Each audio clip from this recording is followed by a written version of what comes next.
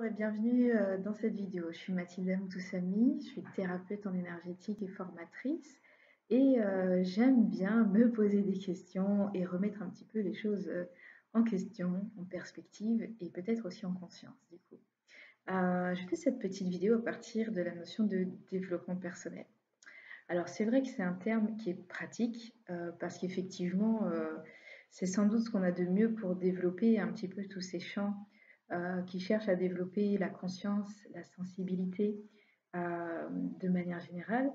Et en même temps, je voulais mettre en perspective le fait que le terme de développement, il naît complètement dans une dynamique, une époque marquée à la fois par la guerre froide et à la fois par le capitalisme.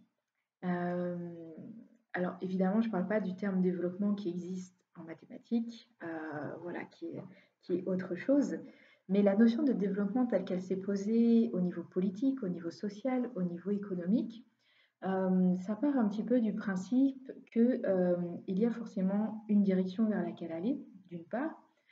C'est une notion qui est très linéaire en termes de temps, comme si voilà, il faudrait se développer et ça s'est développé avec une notion de croissance économique.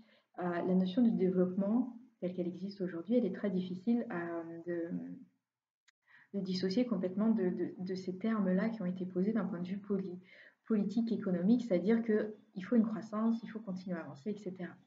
Alors bien sûr, il y a la notion de croissance de l'enfant, comment on grandit, etc. Mais il y a quand même ce côté-là capitalistique qui part de l'individu en développement personnel. La notion de comment on vit ensemble, qui est la question de la politique à la base, elle est plutôt évacuée. Alors bien sûr, on apprend à communiquer avec l'autre, mais c'est toujours dans une notion de ça part de moi en fait. Et en énergétique, souvent on dit l'autre est un miroir, voilà, l'autre est là pour nous apprendre. Ça part vraiment du centre. On est vraiment complètement basé sur l'individuel en fait. Donc c'est les courants du libéralisme qui ont posé ça. Ça naît à peu près à l'époque de la Renaissance où on revient à l'homme, l'humanisme, on revient à l'homme au centre et Dieu n'est plus le centre. Et voilà, alors ça peut avoir des côtés positifs, ça peut avoir des côtés un petit peu plus négatifs, c'est-à-dire qu'on reste au centre et l'autre n'existe plus. En poussant un peu le bouchon et en caricaturant, on pourrait dire l'autre il n'existe pas et en fait tout est en train de parler de moi et tout est reflet, etc. Mais du coup, on enlève toute responsabilité et tout pouvoir à l'autre. Alors ça peut être bien pour rester dans son pouvoir, certes, et prendre ses responsabilités. Ce qui prendre ses responsabilités, c'est la définition d'être adulte. Mais en même temps, il y a des fois, bah, l'autre, il a fait quelque chose, il a fait quelque chose. Ok, il y a peut-être des lois d'attraction, etc. Mais ça n'empêche pas que d'un point de vue humain, la chose a été posée, la chose a été faite. Donc, voilà, faire attention à ces notions de miroir, parce que quelque part, si on pousse le bouchon, et pareil, si je caricature, on est en train de nier l'autre, on est en train de nier l'existence de l'autre. Alors ça reste une question métaphysique, mais que personne n'a réussi pour l'instant à nier, comme si bah, tout ça n'existerait pas et ce ne serait qu'un hologramme, une projection de notre conscience. Moi, je ne veux pas trancher sur la question. Si ça vous intéresse de lire le texte de base du yoga, le yoga, ce n'est vraiment pas que des postures, c'est vraiment toute une pensée, ce qui s'appelle les sutras de Patanjali ou yoga de Patanjali. En tout cas, Patanjali, qui est une figure de yoga très importante, a écrit un texte qui est un peu comme un condensé, un résumé de toutes les formes de yoga qui existent. Et c'est très intéressant parce que, en fait, sur cette notion de est-ce qu'il y a rien, est-ce qu'il y a un néant, est-ce qu'il y a des choses qui existent, et donc derrière la question est-ce que tout ça est une projection, ça fait des milliers d'années que des gens très intelligents et très poussés se posent la question, et pour l'instant, ça n'a pas été tranché. De la même manière qu'à l'heure actuelle, en physique, physique quantique, il y a des gens qui se posent des questions, mais c'est pareil, ça reste des gens très intelligents qui se posent des questions et qui recherchent, mais ça reste, voilà, pour l'instant, on ne sait pas. On ne peut pas trancher sur la question, toujours si je reste d'un point de vue rationnel et que voilà, je réfléchis avec mon mental. Euh, donc voilà, tout ça pour mettre en perspective que cette notion de développement, elle est connotée, elle part de l'individu, donc on est dans quelque chose qui émane du capitalisme et du libéralisme, c'est-à-dire on part de l'individu. À une époque, on aurait pu dire que c'est un discours de droite, mais bon, je pense qu'à l'heure actuelle, on peut dire que la droite et la gauche, ça n'existe pas, cette distinction-là. Et aussi, du coup, cette notion de croissance. Il y a cette notion de croissance qui est derrière, donc croissance de l'enfant, croissance économique. Est-ce que cette notion de croissance, elle est juste partout? Alors, je vous renvoie à toutes les critiques du discours du développement économique, pays sous-développés, pays développés, qui a été posé à un moment donné. Il y a tout un tas de littérature sur la question. Voilà, si vous vous intéressez à ça, je vais essayer simplement, vous allez sur Wikipédia, critique du développement, et vous trouvez un article là-dessus, et vous trouvez la bibliographie qui vous renvoie à certains livres. Voilà, je me suis intéressée pas mal à la question quand j'étais professeur d'histoire-géographie. J'ai toujours été quelqu'un qui remet les choses en question. Je- J'aime l'esprit critique et j'aimais enseigner l'histoire-géographie parce que, de mon point de vue, l'histoire-géographie est censée être l'enseignement du développement de l'esprit critique, qui est la base de la démocratie, normalement. Bref, mais tout ça, c'est de la théorie, ça n'existe plus vraiment. Euh, donc du coup, pour revenir sur cette notion, voilà, allez voir des livres. Et alors, c'est intéressant parce que quand on a inventé ce mot développement pour sous-pays développés, pays sous-développés, pays en développement, on a essayé de transcrire ça à travers les grands organismes internationaux, l'OMS, l'ONU, l'UNICEF, cette notion de développement pour leur transcrire à d'autres cultures.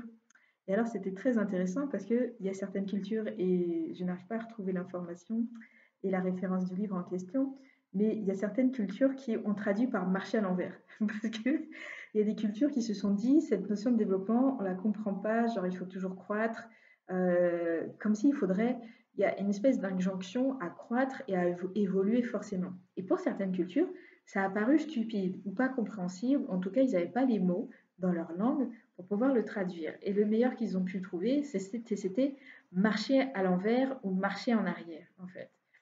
Donc tout ça pour dire, voilà, c'est quelque chose qui émane de la pensée occidentale, la notion de développement, et il y a vraiment cette notion de je suis obligé de croître.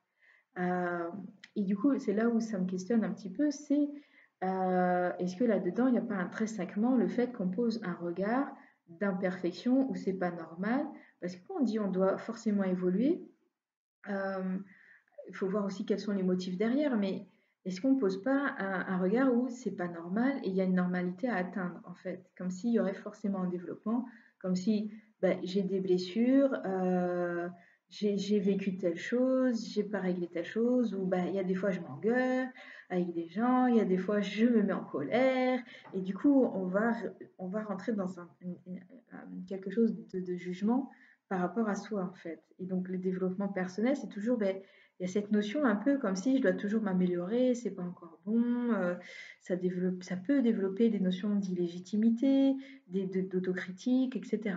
Alors, bien sûr, pas dans tous les cas, hein, pareil, c'est toujours. Je parle d'une dialectique pour essayer de voir un petit peu les limites du concept. Voilà, dans le développement, est-ce qu'on ne met pas un objectif où on doit forcément évoluer? Parce que peut-être qu'il n'y a rien à faire aussi.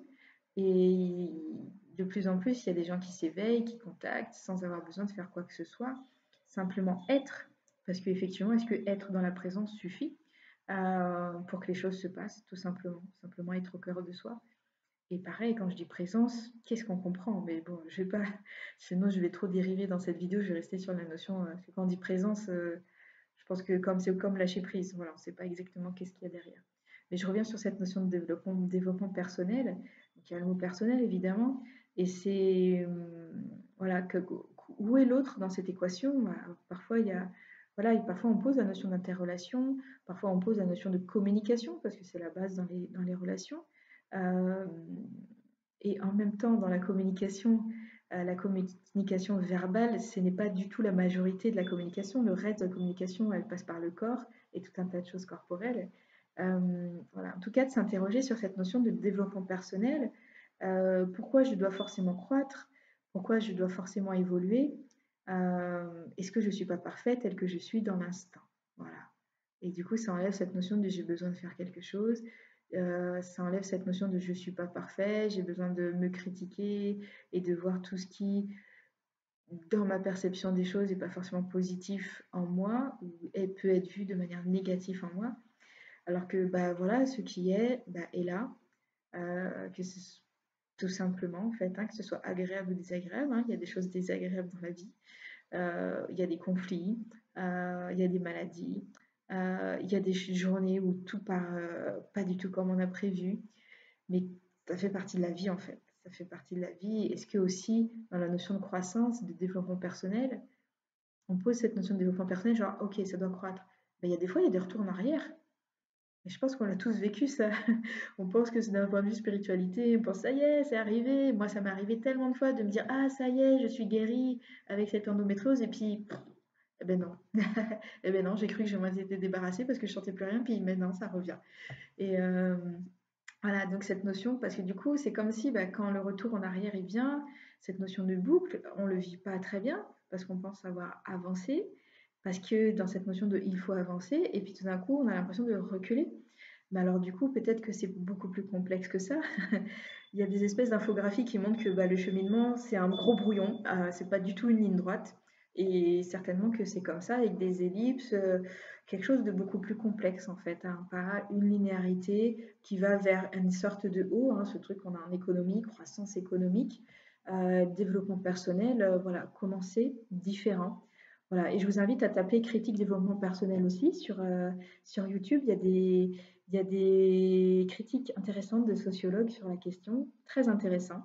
Voilà, c'est moi je crois à ce que je fais et j'aime ce que je fais. Néanmoins, je pense que c'est intéressant de s'interroger sur les contours, sur les limites. Voilà, moi je mets souvent en alerte par rapport à des formes de dérive. Voilà, j'en ai encore entendu parler aujourd'hui en échangeant avec une amie sur certaines pratiques. Voilà, je mets le grappin sur toute la famille pour pouvoir faire des soins énergétiques. Et voilà, liberté, liberté. Et voilà, plus on se pose, plus on se pose des questions, plus on peut rentrer dans la conscience. Et aussi, il y a des chemins de conscience qui passent par je ne me pose plus de questions aussi, quand on laisse tomber le mental. Voilà, là, c'est des cheminements qui ont été développés par des techniques dans le bouddhisme, dans le zen, dans certaines lignées de l'hindouisme, avec certaines méditations, vipassana notamment, etc., où on cherche une espèce de point zéro de présence absolue. Et là, en fait, il se passe plein de choses, en fait. Voilà. Donc, il y a plein de chemins qui mènent à Rome. Il y a aussi Rome qui apparaît d'un coup. Parfois, il n'y a pas besoin de chemin aussi. Euh, voilà, tout ça est complexe. En tout cas, je pense pas linéaire. Pas linéaire et pas dans cette notion de croissance évolutive qui est forcément dans un seul sens. Voilà. Euh, tout ça dans une notion de voilà, parce que ça me paraît très important pour s'aimer soi-même, se vivre, simplement vivre en fait, simplement être. Ça demande aussi d'arrêter de se dire ben là je suis pas parfait, demain peut-être que je serai mieux, etc. Voilà. Et voilà, on n'a pas besoin d'être parfait pour transmettre quelque chose au monde, on n'a pas besoin d'être parfait pour parler, on n'a pas besoin d'être parfait pour être. On n'a pas besoin de se poser des questions pour vivre. Vivre, être dans l'instant, s'affranchir de toute définition. Voilà, je voulais partager ça, développement personnel. Et si ça vous intéresse, googlisez critique du développement personnel, vidéo intéressante sur YouTube de la part des sociologues. L'article Wikipédia est déjà très intéressant sur la question. Et voilà, après, il y a d'autres écrits plus techniques, plus technicistes aussi, d'un point de vue économique, d'un point de vue sociologique, d'un point de vue politique aussi également. Voilà, en tout cas, tout ça ramené sur la notion de développement personnel. Est-ce qu'on a besoin de se développer? Voilà, ça reste que le mot est pratique, ça reste que personnellement aussi, en tant que curieuse, je suis quelqu'un d'hyper curieux. Donc, d'être toujours un petit peu en recherche, ça me plaît en fait. Et je crois que si j'arrête de chercher et d'être en recherche et de découvrir des choses, personnellement, je pense que la dépression n'est jamais trop loin pour moi. Voilà, c'est une caractéristique, c'est un trait caractéristique, très caractéristique, très caractéristique de qui je suis.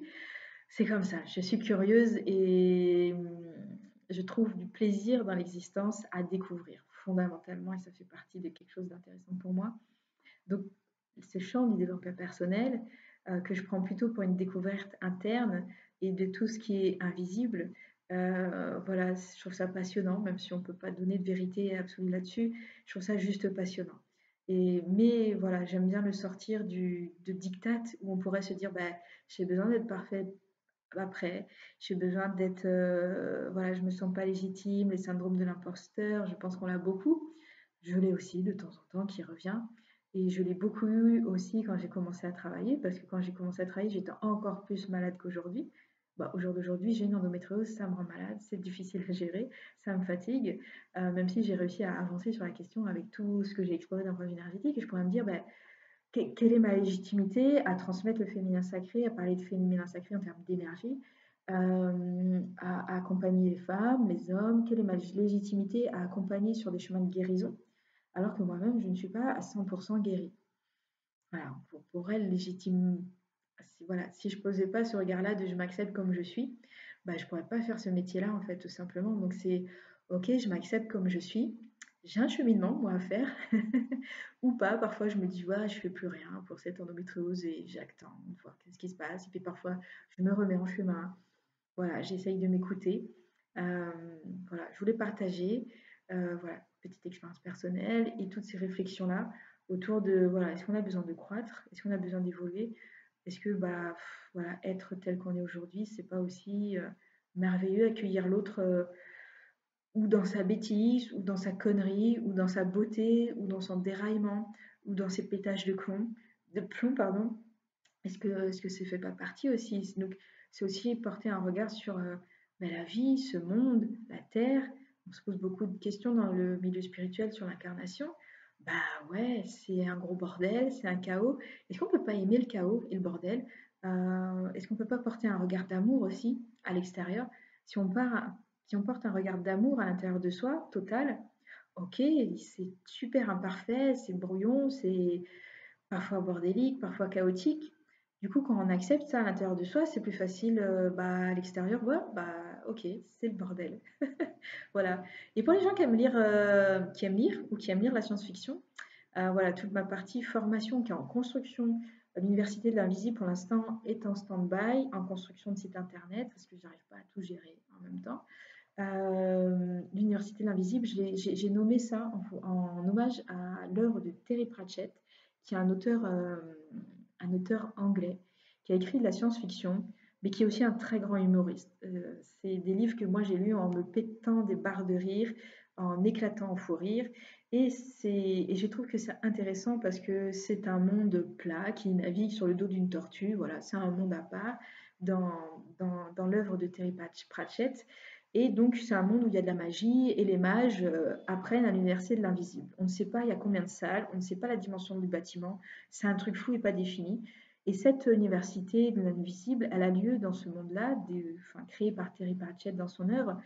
Ça a lieu dans une ville qui s'appelle Ankh-Morpork. Alors, c'est un espèce de Londres bordélique, de Mexico bordélique. Enfin, bref, c'est l'image d'une cité où il y a des voleurs, où il y a des assassins, où il y a des bas-fonds, où ça se fout la baston dans les tavernes, où bah, il y a de la corruption, où c'est pas du tout de la démocratie, voilà, où il y a plein de trucs qui ne fonctionnent pas comme ça devrait fonctionner. Et dans l'œuvre de Terry Pratchett, c'est intéressant parce qu'on finit par aimer ces personnages, pas du tout, qui sont que des anti-héros, et on finit par aimer cette espèce de ville pas cool, bordélique, qui pue, qui est pas normale, enfin voilà, et j'aime bien ça. Et l'université de l'invisible, j'ai posé ce mot-là sur mes activités de formation parce que j'aime cette notion, cette vision qu'il y a dans l'œuvre de Terry Pratchett de dire OK, il y a tout un tas de choses qui ne fonctionnent pas comme il faut. Il y a tout un tas de personnages qui ne font pas ce qu'ils disent et qui ne vivent pas en accord avec leur discours. Voilà, qui sont pas du tout commodes, voire un peu horribles, plein de choses qui sont pas compréhensibles. Et j'aime cette vision-là, en fait, de la vie, de l'être humain. Voilà, c'est-à-dire d'aller vers une acceptation. Voilà, et tout ça pour mettre en exergue par rapport à cette notion de développement personnel où j'aime bien sortir la notion de développement personnel, de il faut croître, il faut évoluer, demain il faut que je sois mieux, il faut que je sois parfaite, demain je serai arrivée à un meilleur état de moi-même. Voilà, là aussi où je n'aime pas la notion d'ascension parce qu'on est sur cette notion de là, d'attendre autre chose, d'attendre quelque chose de différent, au lieu d'être dans la présence et de dire ben voilà, c'est là. Et on vit une époque super bizarre de Covid, je suis absolument pas d'accord là-dessus. J'ai pas l'impression de vivre la dimension du Covid parce que de prime abord, j'y crois pas, en fait. Parce que je pose la notion de croyance là-dessus et j'y crois pas. Et bref, après, ça serait trop long, donc je vais m'arrêter là pour cette vidéo, pour rester vraiment sur la notion de développement. Et voilà. J'espère que ça vous aura aidé à vous questionner, peut-être à voir les choses différemment. Voilà, je fais ces vidéos-là pour ça. À bientôt.